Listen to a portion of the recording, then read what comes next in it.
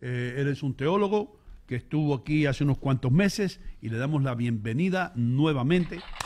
Sí, señor. Hola, muy buenas. Buenos días. Una introducción no muy elocuente, pero... Me han dicho que antes de hablar tengo que pasar el examen de decir Buffalo y inigualable. Si he pasado el examen, Richie me deja seguir hablando. Thank you. Buffalo, inigualable, y en la última, Snapple. Snapple. Snapple. Ahí. Ok. ¿He pasado el examen? Te agradezco tus esfuerzos a decir esas palabras correctas. Dice que te agradece. Sí, sí. Pues de nada.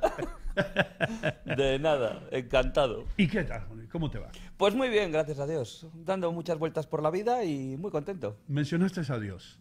La primera pregunta, una pregunta un poco tonta, infantil, pero es la que se hacen todos. Quiero pruebas de que Dios existe. Bien simple. ¿Cómo contestarías tú a un niño de 10 años que te diga, yo quiero saber si Dios existe? Enséñame tú. Pues realmente no hay respuesta, porque no todo está en el microscopio. Creer en Dios es una cuestión de apertura a que pueden existir otras cosas. Cuando yo era muchacho, mi padre tenía una colección de libros, da igual de qué era, que era la colección Otros Mundos. Y el lema de esa colección era, hay otros mundos, pero están en este. Yo creo que esa es un poco la idea de creer en Dios y creer en otras muchas cosas, ¿no? O de comprar en un supermercado que te da productos más naturales, es porque crees que no simplemente por estar en un supermercado las cosas son buenas o malas, sino hay otros orígenes, y hay comidas orgánicas y hay comidas que son hechas en un laboratorio, ahora que hablan de las carnes de laboratorio. Creer en Dios es abrirte a que existe algo más, alguien más, una posibilidad de más, pero sin pruebas. ¿Crees tú que a través de los años, a través de la historia, el hombre se ha aferrado a algo en qué creer como necesidad, como refugio? Sí, sin duda, pero por una sencilla razón, porque necesitamos aferrarnos a algo. Pero desde los tiempos prehistóricos casi. Creíamos en los incas y los mayas y los yaquis, creían en el rey sol, ¿no? Decía Plutarco, que, y estoy hablando hace varios miles de años, decía Plutarco, podrás ver ciudades que tienen casas, culturas que construyen sus casas encima del agua, o encima de la montaña, o en una cueva, o gente que come carne, y gente que es vegetariana. Y dice, podrás encontrar todo tipo de personas. Lo que nunca vas a encontrar es que se junten un grupo de humanos y no crean en Dios. Esa era su experiencia. En todas las culturas, llámalo Dios, llámalo X, en todas las culturas se ha creído siempre que hay algo más. Y que no lo controlas, que esa es la clave. Ajá. Hay un dicho en inglés que dicen, there are no atheists in the trenches, que traducido, no sé si lo estoy haciendo bien, no hay ateos en las trincheras. Es decir, tanto es el deseo, y esto siempre me intrigó a mí, cuando tuve gente como tú enseñándome teología y la cabeza me volaba. Personas que nunca creyeron en Dios, personas que fueron o que crecieron en familias ateas cuando tuvieron que ir a la guerra, estaban en una trinchera, especialmente en la Primera Guerra Mundial, que de ahí viene todo esto, porque en la Primera Guerra Mundial fue la primera guerra que se peleó en trincheras. Cuando estaban en trincheras esos soldados, que le estaban pasando las balas por encima de la cabeza, 6 pulgadas de la cabeza, todos se arrodillaban y rezaban que les dieran un día más de vida. ¿Entiendes? Entonces yo dije, caramba, hay algo que tenemos nosotros dentro de nosotros, ya sea en la mente o nuestra creencia, que se aferra a un ser omnipotente o un ser de más fuerza que nosotros para refugiarnos en él. Es algo natural, ¿no?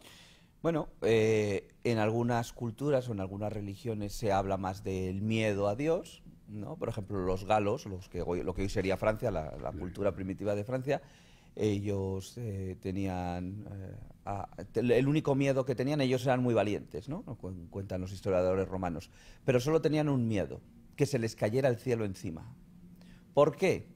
Porque el cielo está ahí arriba y no vemos las columnas que sujetan el techo. Entonces dice, ¿por qué se sostiene el cielo? Porque alguien lo sostiene. Entonces había que estar de buenas con su Dios para que no les dejara caer el cielo encima, ¿no?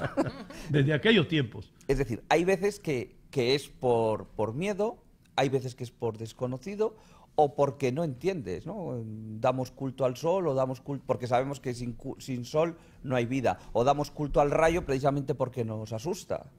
Y después, bueno, pues en vez de ser el rayo, los romanos decían, no, es Júpiter y que lanza el rayo, etcétera. Es una manera de dar una explicación. De ahí a que Dios exista o no exista, hay un trecho, ¿no? Los griegos tenían un sinnúmero de dioses, y el rey del mar y el rey del Thor, the God of Thunder, y fulano de tal y todo eso. Que eran dioses que explicaban las cosas que pasan. Y se basaban en aquellos tiempos en esos dioses y de una manera u otra los ayudaba más con su civilización, Claro. con cómo sentirse cómodos con ellos mismos, ¿no? En el fondo, lo que pasaba en la tierra era reflejo de lo que pasaba en el cielo. Ahora que Hollywood hace muchas películas retomando la mitología griega y la mitología eslava, etcétera, o la vikinga, ahora con las películas de Thor, por ejemplo, ¿no?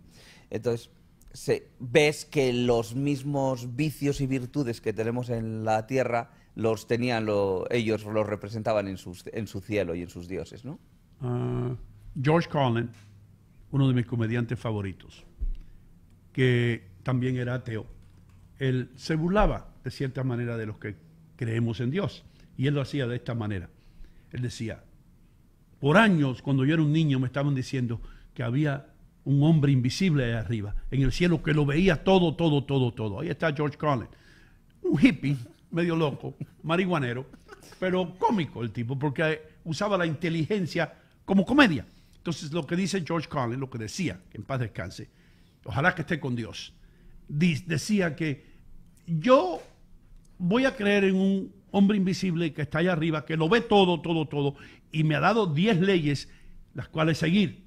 Y si yo no sigo esas 10 leyes, Él me va a enviar a un lugar donde por lo que dure la eternidad voy a estar ahí, sufriendo, quemándome con azufre, con fuego, pero Él me quiere.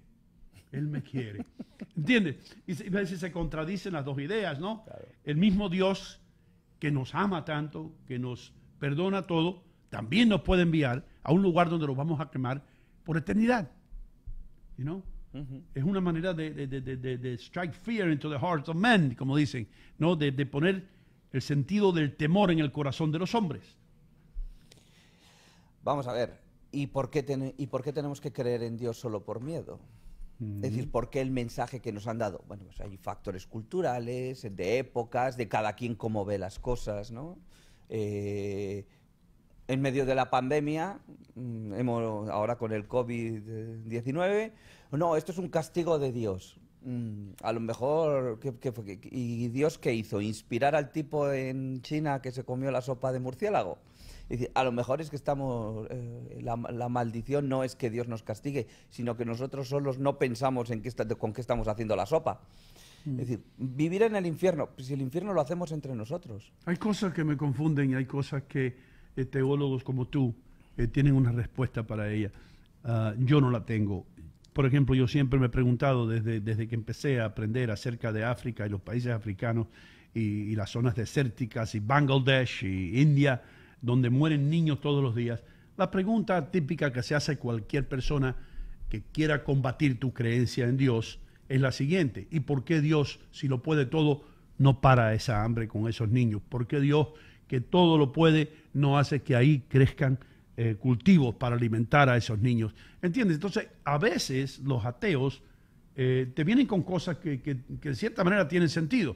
Ahora, yo sé lo que tú me vas a decir. Dios sabe, como me decía a mí la monja en la escuela, Dios tiene un plan y Dios sabe lo que hace y Dios sabe por qué se llevó a esos niños. Pero para un ateo dice, ajá, si Dios es todopoderoso y Dios es todo amor, ¿por qué no ama a esos niños?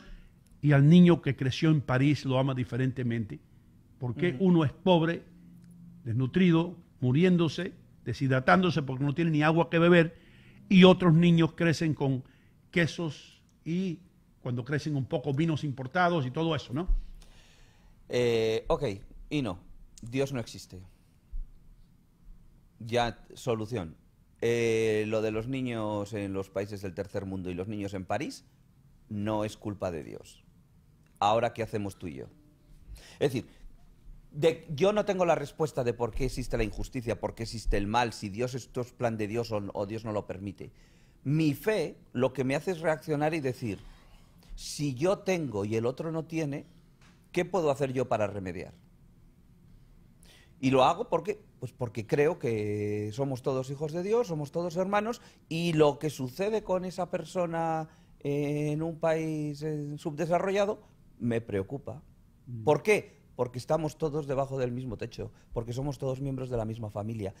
En realidad, Dios no es la solución a todos los problemas ni la causa de todos los problemas, pero es la razón por la cual yo intento solucionar problemas. En vez de decir, ay, no. Ay, es que yo cuando veo a los niños muriéndose de hambre me da tanta pena que apago la televisión. No, eso es demasiado fácil.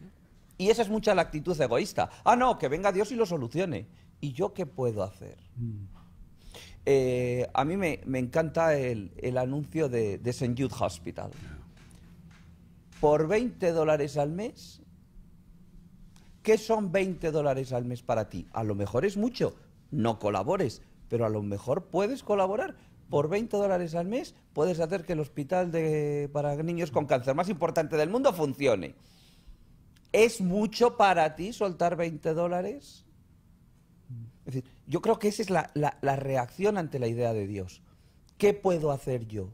Y en vez de cruzarme de brazos, doy pasos adelante. Entonces lo que tú dices es que si queremos estar cerca de Dios debemos contribuir más, ya sea monetariamente o intelectualmente o como sea, como se pueda ayudar, a lo que hace que Dios mejore las cosas. Es decir, nosotros estaríamos actuando como Dios en la tierra, ayudando a esos niños. Ok, tú eres de los Yankees. Sí, señor.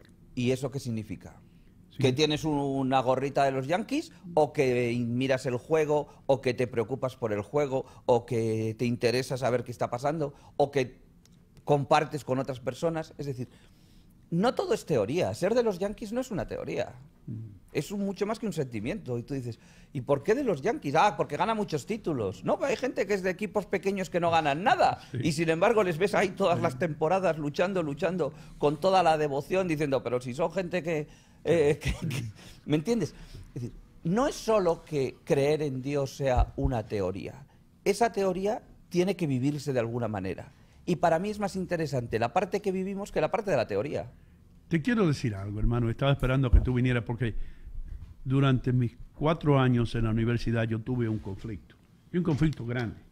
Porque yo fui a una escuela católica donde la mitad del staff cuando yo llegué eran curas y monjas. Muchos de ellos. De hecho, algunas de mis mejores amigas fueron las monjitas. Sin embargo, cuando yo salía de una clase de teología, donde me enseñaban todo de la creación y todo eso, entraba después, tal vez el mismo día, a una clase con uno de mis profesores favoritos de todos los tiempos, Dr. King, que me enseñaba la evolución. Ajá. ¿Entiendes? Entonces, por un lado, en el mismo día, en los mismos salones, tenía una monja diciéndome acerca de la creación, y por el otro lado, un profesor casi científico hablándome de la evolución, con pruebas contundentes, ¿eh? ¿Entiendes? Entonces, cuando tú eres una persona con una mente joven, el cerebro humano no se acaba de desarrollar hasta que tiene 23, 24 años. 31. Bueno, más 31. Bien, sí. Tal vez el mismo. La neurología ahora dice que el cerebro está creciendo hasta los 30, 31. La última vez que yo leí acerca del cerebro de este modo fue en National Geographic y decía que de 23 a 24. Entonces, lo subieron. Eso dice mucho acerca de las estadísticas con los divorcios. Porque en aquel momento estaban hablando que, bueno, esto nos vamos a salir de la teología un poco, ¿no? Pero que las mentes, por eso que hay tanto divorcio, dice. Porque si el cerebro no se desarrolla hasta los 23, 24 años, ahora tú me acabas de decir 34 años, pasan muchas cosas en el cerebro. Que una pareja que se casó a los 20, ahora piensa muy diferente que cuando tenían 20. ¿Ah? ¿Entiendes? Sí. ¿Me explico? Ok. Nosotros, entonces, lo que te estaba diciendo es que yo crecí hablándome los teólogos para acá y hablándome los científicos para acá. ¿A quién diablos le crees? ¿Crees en la teoría del Big Bang o crees en Adán y Eva? Cuando regresemos, vamos a seguir hablando con nuestro amigo y compañero aquí. Espero que vengan más a menudo, Juan Luis. Nos encanta tenerte por aquí. Juan Luis Calderón, teólogo. Y también le vamos a estar dando la bienvenida a un argentino inteligente que acaba de entrar en nuestros estudios. Sí, señor, ya regresamos.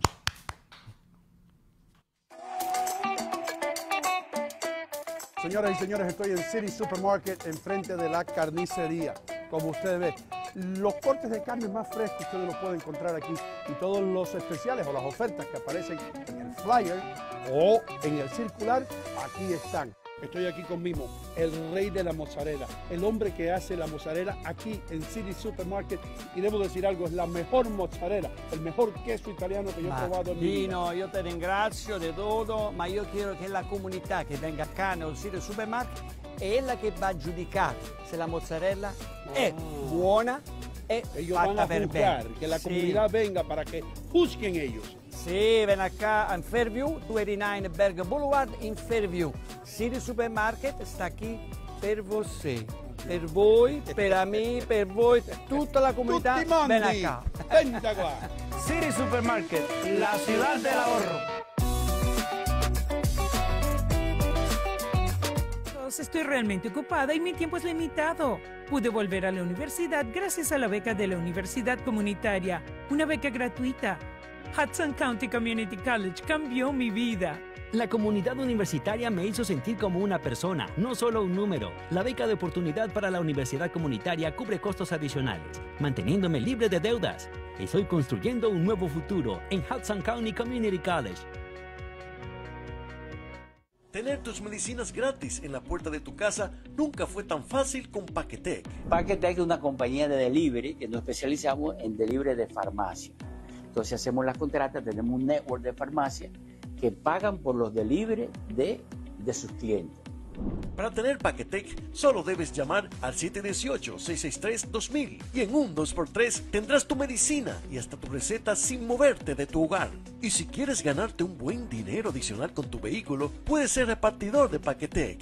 Recoge una sola vez y recoge 3, 4, 6 horas. Ya tiene su dinero hecho. Next. Llama al 718-663-2000 o visítanos en nuestra página web paquetec.nyc.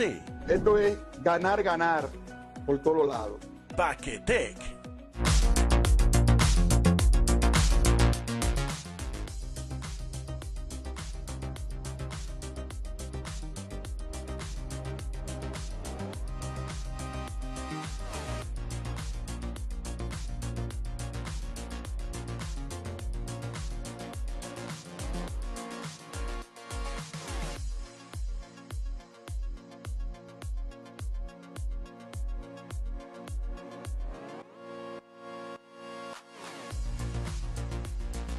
Realty One. Solamente tiene que llamar al teléfono.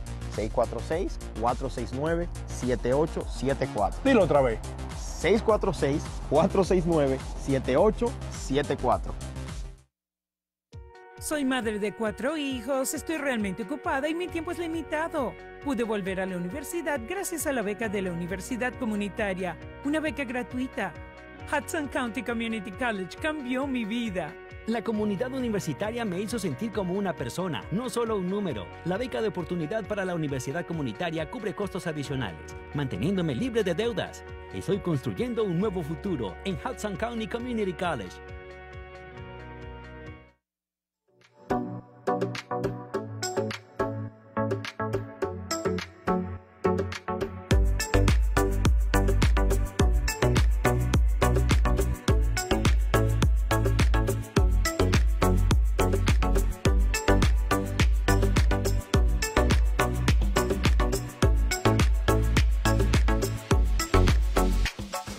Recuerden, amigos, Bond Street Mortgage les abre la puerta al sueño americano, ¿verdad, Michelle?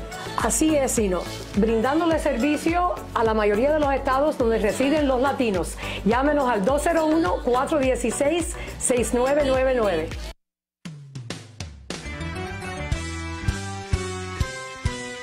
Y no contigo, buenos días, temprano por la mañana. Y no contigo, buenos días, ya estamos en el aire. Y no contigo, buenos días,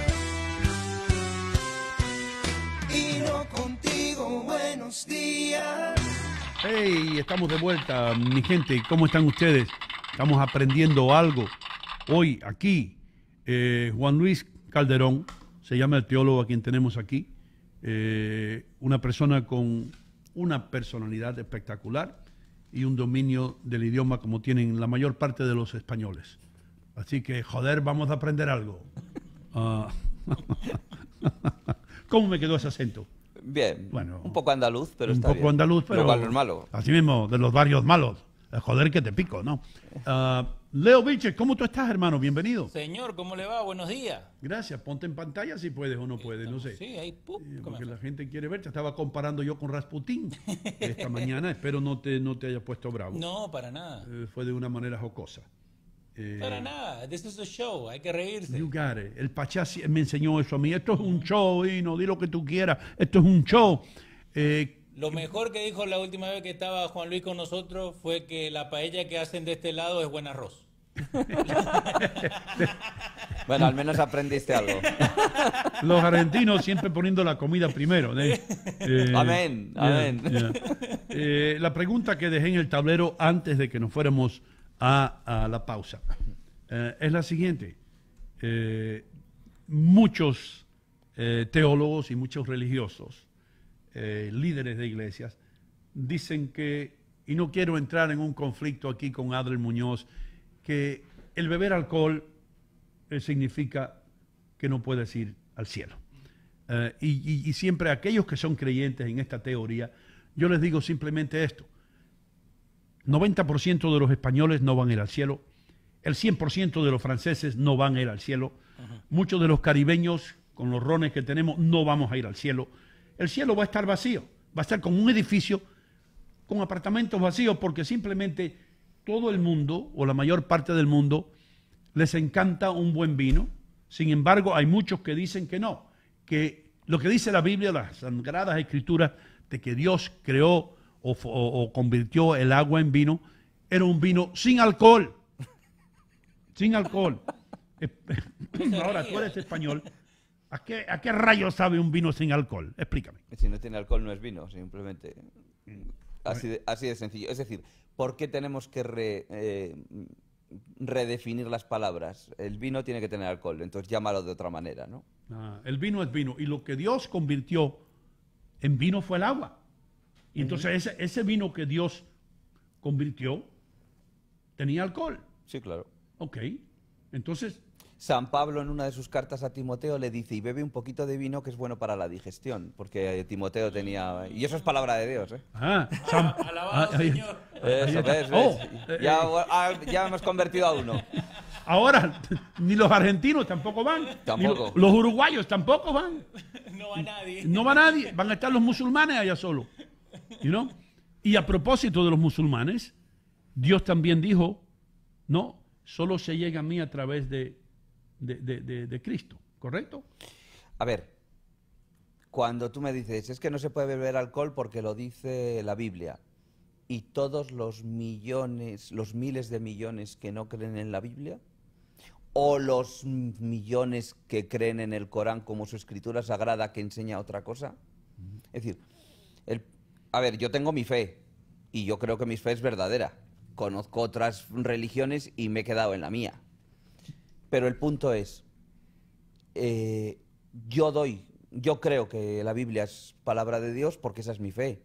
El musulmán cree que el Corán es la palabra de Dios que le va a llevar al cielo. Los indios con Ganesh, más de 1 millón. Exacto. Es decir, el punto es, Yo le doy autoridad a ese libro al creer en él.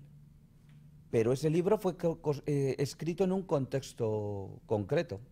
El otro día un amigo mío le decían, feliz día de la independencia de Cuba. Y decía, no, desde la revolución yo no creo que celebremos la independencia. Es decir, tú dices, bueno, pues es que como tú eres peruano, pues feliz día de la independencia. 28 de julio. Que yo lo celebré, estuve comiendo comida peruana para celebrar la independencia. Y sin embargo este amigo cubano no identificaba, es decir, no me hables de independencia. Como si le estuvieras hablando a un musulmán de Cristo. Exacto, es decir, pues mira, sí, nos independizamos de España, pero mira en la que estamos ahora, es decir, tanto mirar atrás. Es decir, yo creo que también una parte es eso, ¿no? La autoridad que le doy al libro y el contexto en el que fue escrito el libro. El gran problema de todas las religiones es cuando la escritura sagrada la queremos descontextualizar de un tiempo y de un espacio y queremos aplicar a algo común. Y te pongo un ejemplo muy sencillo. En el Corán, Mahoma enseña que para antes de la oración tienes que hacer unas abluciones, tienes que lavarte las manos 3 veces, los codos 3 veces, la nariz, etc. Y cuando estás en medio del desierto, lo haces con arena. ¿Con arena? Con arena, agarras la arena y dices, pero eso no es lavarse. A ver, el Corán lo que te está diciendo es, cuando vayas a rezar, haz un acto de purificación, predispón que vas a encontrarte con Dios y te lavas. Y si no tienes agua, haces el mismo gesto porque es un lavado espiritual. El agua con el que te lavas las manos, espiritualmente no te lava nada, ¿o sí? ¿De acuerdo? Es una predisposición. Eso es en realidad lo que tendríamos que implicarnos más. Es decir, si estás en medio del desierto y te bebes una botella de vino, el dolor de cabeza va a ser monumental. Si estás en una fiesta, pues no te va a doler la cabeza. Es decir, ¿me entiendes? ¿Qué significa vodka? Ahí, para el equipo técnico que sabe tanto, ¿qué significa vodka en ruso? Significa agüita. El vodka no tiene sabor. ¿Por qué? Porque se fue creado para que diera calorías, para que diera calor. Hecho de papa. ¿Me entiendes? Exacto. Sí. Es decir, esto es un poco la idea que habría que replantearnos con el mundo de las religiones. Nos ponemos como piedras imposibles de tocar ciertas cosas que hoy en día le deberíamos dar menos importancia. ¿Vos crees que es como las escrituras de Nostradamus, que cuando cayeron la Torre Gemela todos dijeron, no, que Nostradamus hace 100 años atrás dijo que esto iba a pasar? A toro pasado, dicen los toreros, a toro pasado es todo muy fácil, ¿eh? La cosa es cuando ves que un animal de 500 kilos te viene con esos cuernos, y dices, a toro pasado, torear es muy fácil, ¿no? En España hablamos del toreo de salón. Mira, te voy a enseñar yo cómo se hace un pase. Claro, aquí ahora que no hay toros, y delante de un toro no te lo voy a hacer, ¿no? Es decir, lo mismo pasaría con Nostradamus. Pero también hay que entender los contextos culturales, ¿no? En el judaísmo, en el islam, no se come cerdo. ¿Por qué? Porque el cerdo en las zonas muy calientes se le da la peste porcina y entonces va a ser una carne peligrosísima.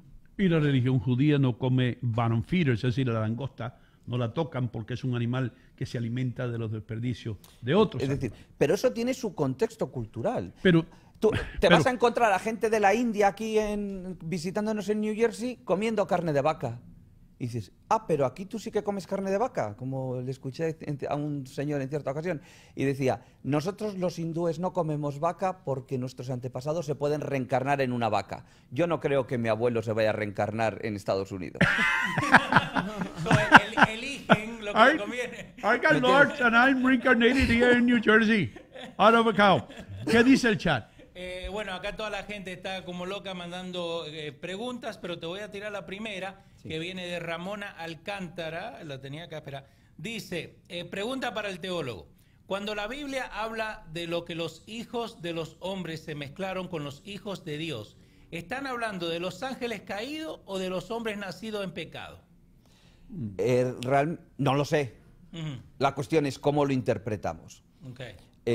Si todos somos hijos de Dios, aquí la clave es que seamos buena gente. Es decir, que saquemos la nariz de nuestro papá y las cejas de nuestra mamá.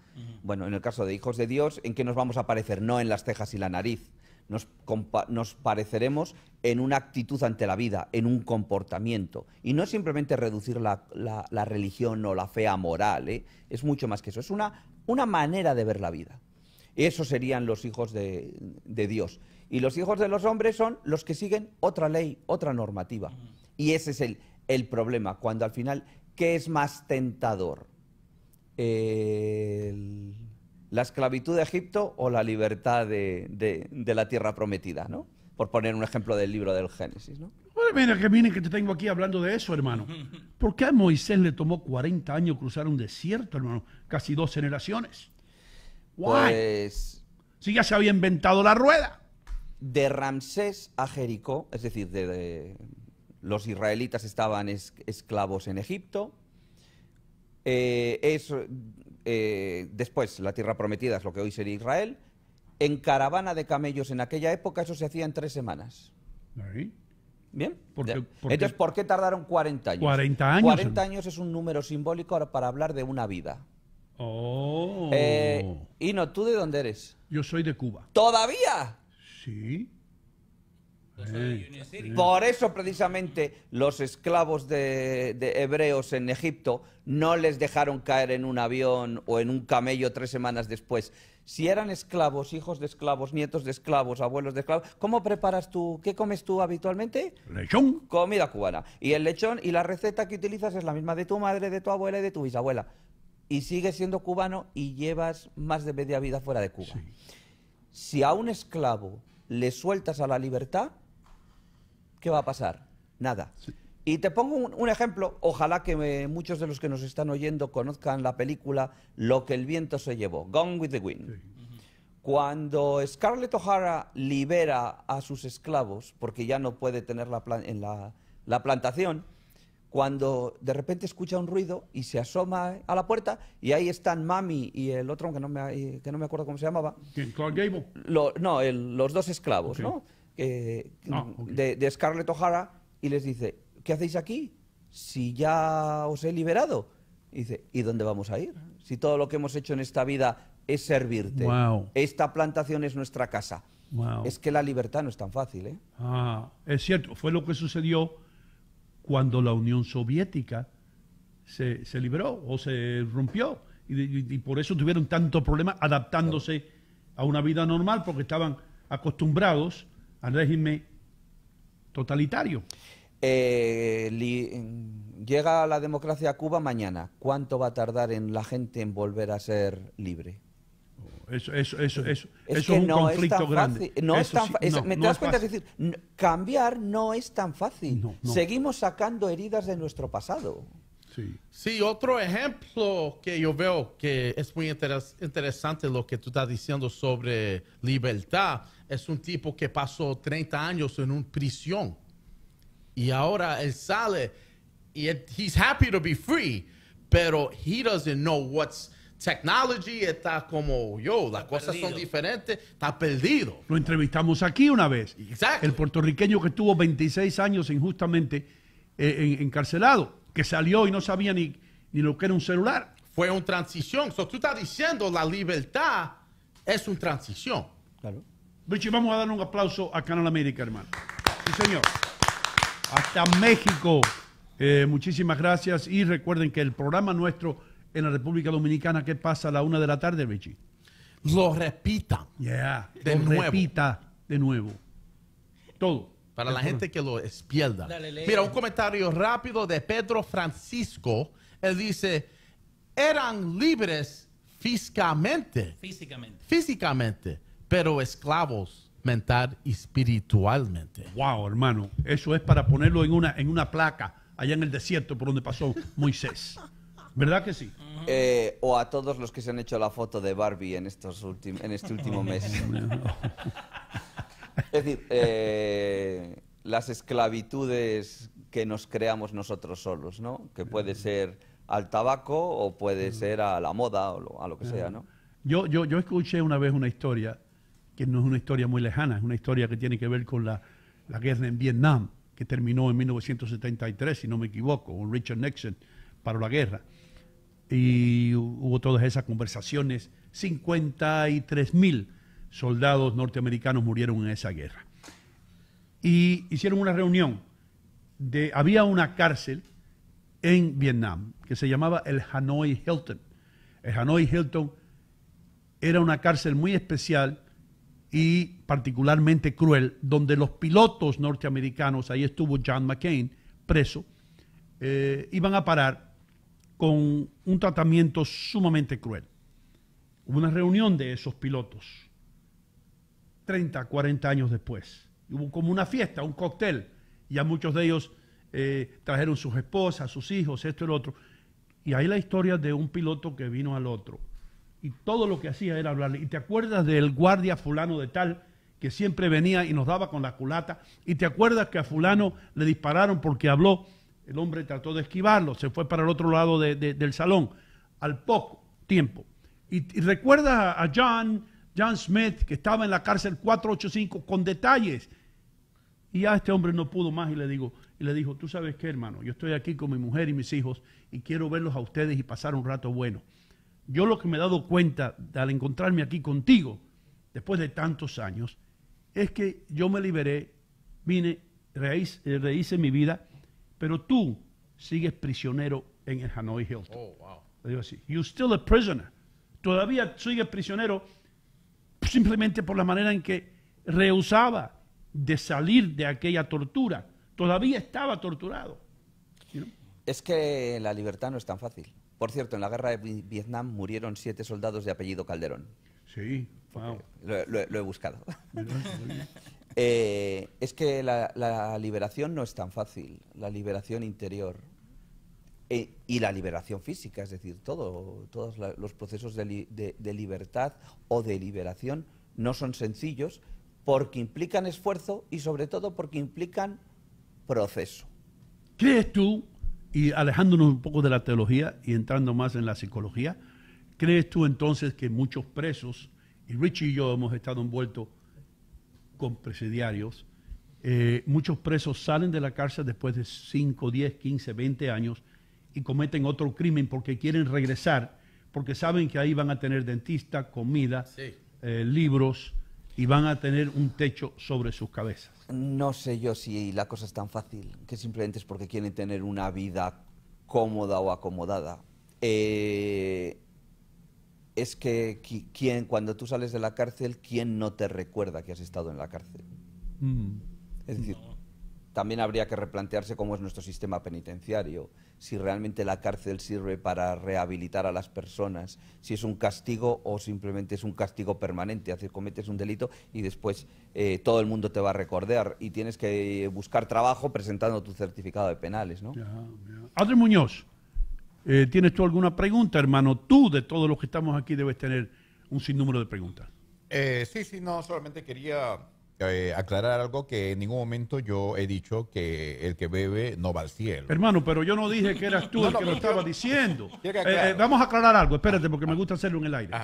¿Quién mencionó aquí el nombre de Adri Muñoz diciendo, Adri Muñoz dijo que el que bebe no va al cielo? Dime cuándo pasó eso en el programa. Ahí le encontramos. Pero lo encontramos. Y yo me apuesto todo lo que yo tengo en el bolsillo y me apuesto mi carro, lo que tú quieras, que yo no mencioné el nombre tuyo ni asocié el nombre tuyo con los que beben no van al cielo. Eso te lo estás imaginando tú, con todo respeto. Ok, vamos entonces a plantear esto. Yo en lo particular creo que el que bebe pues va a alterar su organismo de acuerdo a la promesa que nosotros somos cuerpo y templo del Espíritu Santo, ¿no? Entonces realmente queremos tener situaciones y por eso tal vez no bebemos, pero eso no es impedimento de ir al cielo. Bueno, la pregunta mía tiene que ver con el celibato. ¿Qué piensas del celibato? ¿Qué crees? ¿Crees que se podrían evitar situaciones bastante vergonzosas como se viven hoy? Si el celibato no sería una costumbre de la religión oficial en el mundo. En todos los procesos religiosos a lo largo de la historia, en todas las religiones, en todas las organizaciones religiosas a lo largo de la historia, ha existido el celibato. Y está en el mismo nivel que la cuestión del alcohol. Es decir, el problema no es tomarte una cerveza, el problema es tomarte la caja. si no puedes no tomarte la caja, no te tomes ni una. Es decir, lo mismo sería el celibato. ¿Qué razón tienes para no tener relaciones sexuales? ¿Qué razón tienes para no tener...? Porque hay parejas que viven juntos y no tienen sexo, y a eso no le llamamos celibato. Pero, sin embargo, viven de una manera célibe, ¿no? Como se decía antiguamente, vivir como hermano y hermana. Es decir, pero esto es un ejercicio también de esfuerzo personal, un ejercicio de ascesis, de crecimiento, igual que el no comer carne, o igual que el no beber alcohol, o igual que el levantarte para ir al gimnasio todas las mañanas. Mañana me toca ya a mí otra vez recuperar el sacrificio. En vez de dejar de beberme una copita de vino de vez en cuando, pues me toca ir al gimnasio por las mañanas. Es decir, pero estarían en la misma línea. Es un ejercicio de esfuerzo. Ok, yo no tengo que dejar el alcohol, mi problema no es el celibato, tendré otros vicios, y a lo mejor ese es el vicio, ¿no? El vicio de recordar, de vivir esclavo de la cárcel de Hanoi, a lo mejor eso es en lo que yo tengo, el sacrificio que yo tengo que hacer es decir, voy a perdonar a la vida que viví aquella miseria y me voy a concentrar en que tengo una vida nueva por delante, lo cual no siempre es tan fácil. ¿Qué pasó, Leo? Maris Abad dice, ¿y qué opina Juan Luis de que los extraterrestres ya están entre nosotros? Wow. Pues no lo sé, pero sería una idea bastante atractiva. ¿Por qué? ¿Por qué me parece atractiva la idea de los extraterrestres? Por el pensar que somos algo más que solo nosotros. Yo creo que una de las claves de mi vida ha sido pensar qué me aportan los demás, ¿no? Por eso he aprendido a decir buffalo, para que los demás para tener un contacto con los demás, ¿no? Mira, me encanta el disclaimer del teórico. Cada pregunta, yo no sé, pero sí sé. Right? Sí. Muy inteligente. Sí. Cada pregunta, yo no sé. No cada pregunta, algunas. Alguna. Pero es very interesting porque... Richie, la cuestión no es saber. La cuestión es, me hago la pregunta y no tengo miedo a hacerme una pregunta. Ahí está. Y no tengo miedo a no tener respuesta. Ahí está. Tengo toda una vida por delante para tener respuestas. I love it. Es decir, hay otras personas que necesitan una seguridad. Hay personas que necesitan que se pasan la vida trabajando en una oficina porque saben que el 15 y el 30 de cada mes le llega un cheque. Y hay otros que dicen, no, es que yo necesito montar mi propio negocio porque no soy capaz de ir de 8 a 5 a una oficina, al mismo sitio, todos los días durante 30 años. O yo necesito hacer mi horario, ¿no? Es decir, hay muchas... Ahora, ¿qué ha pasado con el fenómeno de Uber? La gente de repente descubre, o sea, yo puedo ser mi propio, ser mi propio jefe. Hago transporte y en el momento que digo, ay no, hoy tengo una cita médica, apago el teléfono, apago el carro y me voy a mi cita sin tener que pedir permiso a nadie.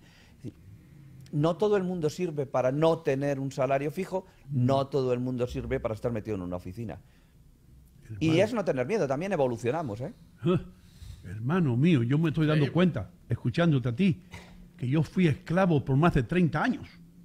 Sí, yo me despertaba todos los días a la misma hora.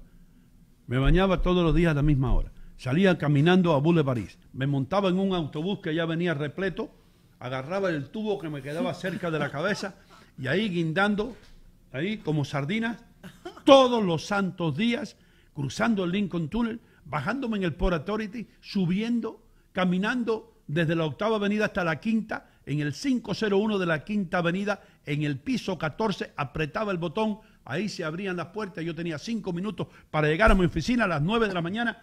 Lo hice por 30 años esa vaina. Bien. Yo era esclavo. No, tenías la opción de hacerlo. A lo mejor no sabías que podías hacer otra cosa, ¿eh?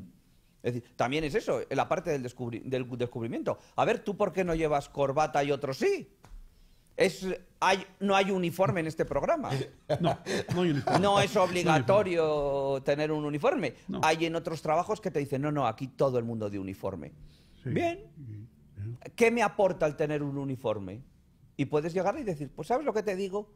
Que ya no quiero vivir en una oficina porque gracias a Dios me he dado cuenta que la vida me ofrece hacer otro tipo de cosas.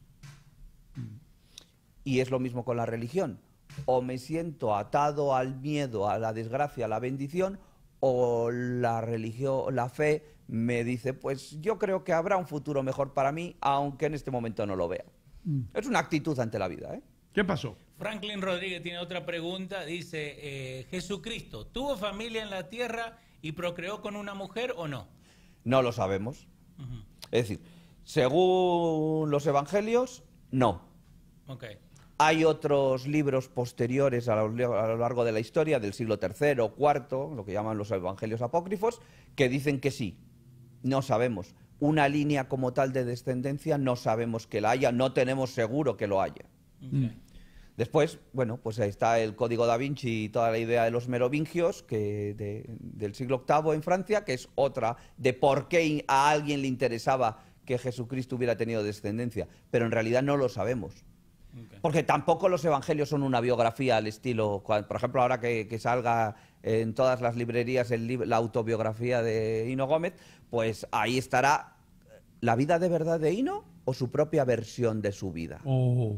Eso no lo compra nadie. O sí, no, que a ti la gente te quiere mucho. ¿Qué pasó? John Tamayo dice, se habla mucho de María Magdalena, pero no es comprobado. ¿Es solo teoría o es verdad? Es solo teoría, pero podría ser. En realidad no lo sabemos. Es decir, no lo sabemos. Le voy a poner un ejemplo que no tiene nada que ver con esto. El aceite de coco tiene que ser malísimo. ¿Por qué? Porque no lo produce Europa ni Estados Unidos, los países occidentales. Pero resulta que en los países donde la base de la alimentación es el coco y el aceite de coco, resulta que hay menos de esta enfermedad, menos de esta, y a alguien en Naciones Unidas se le ocurrió hacer un estudio. Oye, hablan tan mal del aceite de coco, vamos a ver qué hay, qué dice el laboratorio. Y el aceite de coco es un producto buenísimo. Buenísimo para el cerebro. Alzheimer's. Y usted se recordará que fue un producto demonizado en la cultura occidental. No, eso no sirve, que esto que el otro. Y sin embargo, se han hecho estudios, con pacientes de Alzheimer's que han sido capaces de resolver diferentes pruebas después de consumir el aceite de coco virgen, no alterado. Claro. Y es bueno para la piel, y es bueno para el cabello. Y para broncearse y todas esas cosas. Pero esto ha habido que hacer un descubrimiento. Entonces, con las fuentes que tenemos, lo de María Magdalena no sabemos en realidad. Porque hay cosas que no sabemos. Porque tampoco los evangelistas pretendieron hacer una biografía científica de Jesús por una sencilla razón. No se había inventado eso en tiempo de los evangelios. ¿Qué pasó, Nadie Leo? escribía una biografía objetiva en tiempo de los evangelios. Seguimos acá con la pregunta del chat. La Perla Mora dice, ¿cuál es la relación de la fe y la teología? Bueno, la fe es lo que crees. Y la teología es la formulación ordenada científica de esa expresión de la fe. Que la fe es, voy a cocinar, la teología es, descargo la receta, donde me dice cuánto de cada ingrediente y en qué orden se pone. Ajá, buena la explicación, hermano, corta y contundente, como nuestros mensajes comerciales. Ya regresamos después de la pausa. No se vaya nadie. Señoras y señores, estoy aquí en City Supermarket, armado con lo más importante. Este es el documento más importante que puede tener usted en estos tiempos de inflación. Este es la Biblia, yo diría, la constitución de los precios bajos. Este es el volante que tiene City Supermarket con todos los mejores precios. Miren esto, y todos marcas, ¿eh? Aquí no hay productos fantasma ni cosas que usted no conozca. Tiene que venir a City Supermarket en el 289 de Bergen Boulevard en Fairview, New Jersey. Hola amigos, ¿saben dónde me encuentro? Me encuentro en el lugar más auténticamente mexicano que yo he estado en mi vida. Esto se llama El Asadero Mexican Grill, en la salida 160 norte del Garden State Parkway. Ustedes no pueden imaginarse cómo se van a sentir cuando lleguen aquí. Todo auténticamente mexicano, desde los caballos que ustedes ven, la decoración, todo. Usted se siente como que está en México y la comida, ¡mua! Las mejores tequilas. Recuerden, hay un Asadero Mexican Grill también en Passaic, uno en Fort Lee y muy pronto otro en Secaucus, New Jersey. Así que si usted quiere sentirse como que está en México sin salir de New Jersey, el Asadero Mexican Grill. Nos vemos aquí para tomarnos una de las mejores margaritas que usted se ha tomado en su vida.